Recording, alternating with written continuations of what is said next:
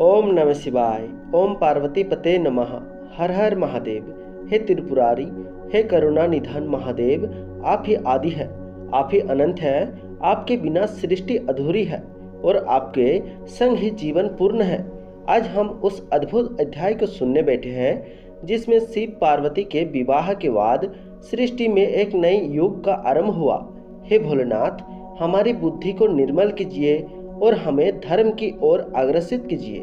दोस्तों, पिछले अध्याय में आपने सुना कि किस प्रकार भव्य विवाह संपन्न हुआ।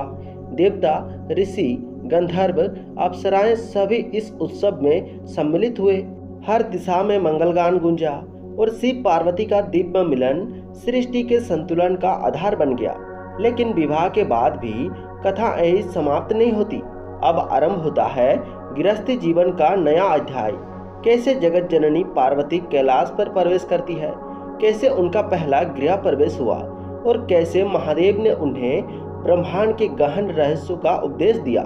साथ ही आप सुनेंगे कि किस प्रकार शिव पार्वती का यह संगम संसार को धर्म, प्रेम और ज्ञान की नई दिशा देता है।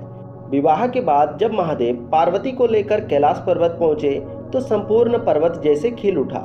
हिमालय की चोटियां सुनहरी हो गई, गंगा की धारा मधुर स्वर में बहने लगी और हर तरफ पुष्पों की वर्षा होने लगी। नंदी, भूत प्रेत गण और शिवगण सब हर्षित होकर नृत्य करने लगे और हर हर महादेव का नाद आकाश में गूंज उठा। यह क्षण केवल एक गृह प्रवेश का नहीं था, बल्कि यह संसार के लिए एक शुभारंभ का संकेत था।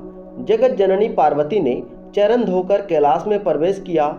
धरती जैसे उनकी पावनता से पवित्र हो गई। गणों ने दीपक जलाए, ऋषियों ने वैदिक मंत्रों का उच्चारण किया। उस क्षण ऐसा लगा जैसे कैलाश पर नहीं बल्कि स्वयं सृष्टि के हृदय में देवी का आगमन हो रहा हो। एक दिन पार्वती माता ने भोलेनाथ से विनम्र स्वर में कहा, स्वामी, आपने मुझे अपने जीवन का हिस्सा बनाया, यह मेरे लिए परम सौभाग्य है। किंतु संसार के प्राणी अज्ञान में डूबे रहते हैं, उन्हें धर्म और मोक्ष का मार्ग कैसे मिलेगा। तब भोलेनाथ मुस्कुराए और बोले, उमा, यही तो कारण है हमारे इस मिलन का। तुम शक्ति हो और मैं शिव। जब तक शक्ति और शिव साथ ना हो तब तक सृष्टि पूर्ण नहीं होती। अब मैं तुम्हें ब्रह्म ज्ञान और योग का वह रहस्य बताऊंगा जिससे हर प्राणी अज्ञान से मुक्त होकर मोक्ष प्राप्त कर सकेगा। शिव ने पार्वती को समाधि योग, ध्यान और भक्ति के गुण रहस्यों का उपदेश दिया।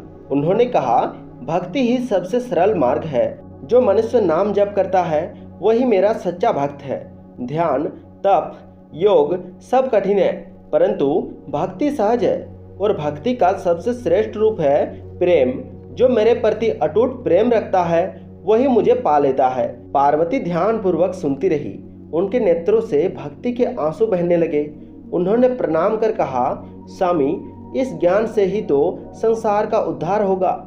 दोस्तों, इस अध्याय से हमें यह सीख मिलती है कि विवाह केवल दो व्यक्तियों का मिलन नहीं होता, बल्कि आत्मा और परमात्मा का संगम है।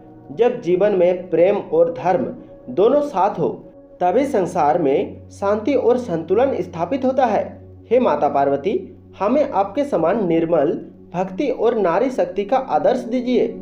हे भोलेनाथ, हमें आपके समान करुणा, ज्ञान और भक्ति का मार्ग दिखाइए। हमारे घरों में भी वैसा ही मंगलमय वातावरण हो जैसा कैलाश पर हुआ था।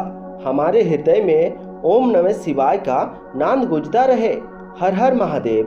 दोस्तों, अगले अध्याय में आप सुनेंगे कैसे शिव पार्वती के इस दिव्य संगम से जन्म हुआ कार्तिकेय और गणेश का, और कैसे उन्होंने देवताओं की सहायता करके संसार का भार हल्का किया।